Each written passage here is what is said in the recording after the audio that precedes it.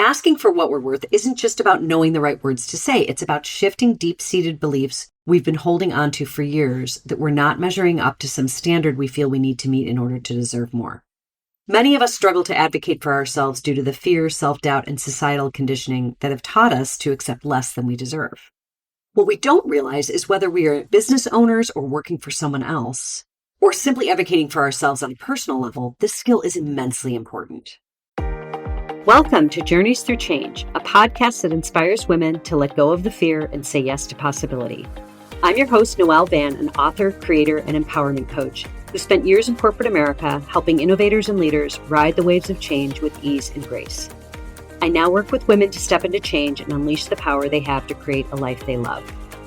Whether you're contemplating a change in your career, relationship, health, lifestyle, or anything in between, nothing's off the table. I'll be offering up simple insights to help you manage the ups and downs of change and sharing interviews with successful women who took a leap of faith to create the life they knew they were meant to live, sharing their wisdom, advice, and all the juicy lessons they learned along the way. So get cozy in your favorite comfy chair and let's get started. In today's episode, I want to dive into the power of recognizing your worth, whether in business or personal negotiations. Answering the question, why do we struggle to ask for what we deserve, while sharing how to overcome the fear and self-doubt and strategies to confidently advocate for ourselves. Now, first of all, we really need to take a look at why we struggle to ask for what we're worth. And asking for what we're worth isn't just about knowing the right words to say. It's about shifting deep-seated beliefs we've been holding on to for years that we're not measuring up to some standard we feel we need to meet in order to deserve more. Many of us struggle to advocate for ourselves due to the fear, self-doubt, and societal conditioning that have taught us to accept less than we deserve. What we don't realize is whether we are business owners or working for someone else, or simply advocating for ourselves on a personal level, this skill is immensely important. So let's talk a little bit about the mindset behind undervaluing ourselves. Before we can confidently ask for what we're worth, we need to understand what's holding us back. So here are some common factors that contribute to this and a few mindset shifts I think will be helpful. The first is fear of rejection or conflict. Now, many of us avoid asking for more because we fear hearing no or worry that the request will create tension. There's a deep-seated belief that advocating for ourselves might make us seem ungrateful, greedy, or difficult, especially in corporate settings where we're often taught to wait our turn. An example of this might be a professor who hasn't had a raise in 2 years but hesitates to bring it up because they don't want to seem demanding. The mindset shift here is to recognize that rejection is not personal. It's part of negotiation. The most successful people in business ask for what they want, even if they face rejection, and they will keep pushing forward until they get the answer they want. The next is the imposter syndrome. Imposter syndrome makes us believe we aren't qualified enough, experienced enough, or talented enough to ask for more. Those who experience this fear often worry if they push for higher pay or better treatment of any kind, someone will find out that they don't truly deserve it. An example might be a business owner who constantly undercharges because they feel like they aren't the expert yet, even though clients love their work. Now, the mindset shift here is you don't have to know everything to be valuable. Your current skills and experience have worth. If someone is willing to pay you at your current rate, they'd likely pay more. Now, the next is one of my favorites, perfectionism. The belief that you need to be flawless before you ask for more. This keeps people in a cycle of proving themselves instead of claiming their worth. Have you ever experienced delaying to launch something in your business because you think it's not good enough yet, rather than just setting a fair price and going for it? I know I have. The mindset shift here is done is better than perfect. If you wait until you feel ready, you'll always be waiting. I really learned this the hard way in my business, and now it actually makes it more fun to know that I can iterate as I go and continue to improve on something as I get feedback. Now, the next is societal conditioning. This is such an important one because many of us were raised to be humble and not to rock the boat and to wait for others to recognize our worth instead of asserting it ourselves. Otherwise, we may seem too demanding, right? Women, we know this. We are socialized to be accommodating rather than assertive, which can make negotiation feel totally uncomfortable. An example of this is a woman in a corporate job who knows her male colleagues are making more, but doesn't want to rock the boat by asking for a raise. The mindset shift here is assertiveness is not arrogance. Men are expected to negotiate. Why shouldn't you? Last but not least is a scarcity mindset. The belief that opportunities are limited, that asking for more might cost us a job, client, or opportunity, or that we should just be grateful for what we have. If you believe this, you're more likely to accept less than you deserve out of fear that you won't get another chance. This can come in when accepting a lower price or salary because you think negotiating will be a turnoff and make the other person withdraw the offer. The mindset shift here is money and opportunities are abundant. The right people who resonate with who you are and what you bring to the party will pay you fairly for your skills and expertise. Believe me. Okay, so let's talk about the common signs that you're not asking for what you're worth and action steps that you can take to turn that around. Sometimes we don't even realize we're undervaluing ourselves because we've normalized behaviors that keep us stuck. So here are some of the red flags. Undercharging for your work.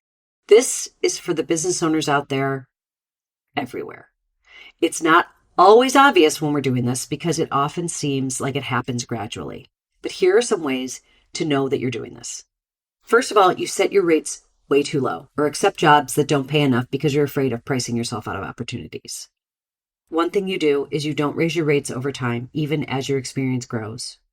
And an example of this would be someone who charges half the industry rate just to land clients, even though their work is top tier. Now, an action step you could take to get over this is research industry rates and increase your pricing gradually. Most clients expect prices to go up over time. And as long as you're doing this with integrity, then you'll feel right about the prices that you're charging. Now, the next is overworking without recognition. This is a big one. You regularly take on extra responsibilities without extra pay. Staying late, handling more clients, leading projects without promotion. Now, an example of this might be an employee who constantly picks up extra work because they think it will prove their value, but their boss just takes it for granted. Now, an action step here is to track your contributions. When negotiating a raise or promotion, present the value you've added rather than waiting to be noticed. Now, avoiding difficult conversations is the next one. And you know this if you are one of them. When we avoid these kinds of conversations, we're doing it even though we know we deserve more, but feel uncomfortable or anxious about bringing it up. You rationalize staying silent and say, well, maybe next year, or I don't want to seem pushy, or what if they say no? An example is any entrepreneur out there who knows they should be charging more but avoids the discussion with clients because they dread confrontation. An action step here is practice having these conversations with a mentor or a friend, because the more you practice, the easier it becomes. The next is letting others set the terms. You accept whatever salary rate or contract terms are offered without negotiating. An example of this might be a writer who accepts an unpaid exposure opportunity instead of asking for a fair rate. Now, the action step here is the first offer is rarely the best. Even asking for more can lead to better terms. So don't be afraid of having those conversations. The last one here is something that becomes a result of all of this, which is feeling resentful. And if you frequently feel frustrated, undervalued, or taken advantage of in your business, it's a sign that you're not getting what you deserve. And this is true in life itself, not just in business. So when you're feeling as though people are taking you for granted, it will undoubtedly lead to resentment. So what's an action step that you can take to avoid that? Always remember your frustration is a sign. It's time to reassess your pricing, workload, or boundaries in a personal situation. Finally, I want to dive into how confidence can impact your success. Our ability to advocate for ourselves directly affects our financial stability, career growth, and overall satisfaction in business and in life. Here's how. Higher earnings. Studies show that people who negotiate their salaries earn significantly more over their lifetime compared to those who don't. An example of this would be a tech employee who negotiated an extra $10K in salary. Over 10 years, that's $100K of extra earnings. Those who confidently ask for promotions, raises, and leadership opportunities are more likely to advance in their careers. We see this all the time. All it takes is the courage to ask. Now, entrepreneurs and freelancers who set clear boundaries and charge what they're worth attract better clients and grow more profitable businesses. I have seen this in my own business time and again. You want to work with people who recognize that it is a value exchange and what you bring to the table that counts. When you advocate for yourself, you reinforce your own self-worth, which makes future negotiations easier and strengthens your personal and professional presence. Practice, practice, practice. And the more you do it, the less uncomfortable it's going to feel. The takeaway from this is people take you as seriously as you take yourself. I want to leave you with a few questions to ask yourself.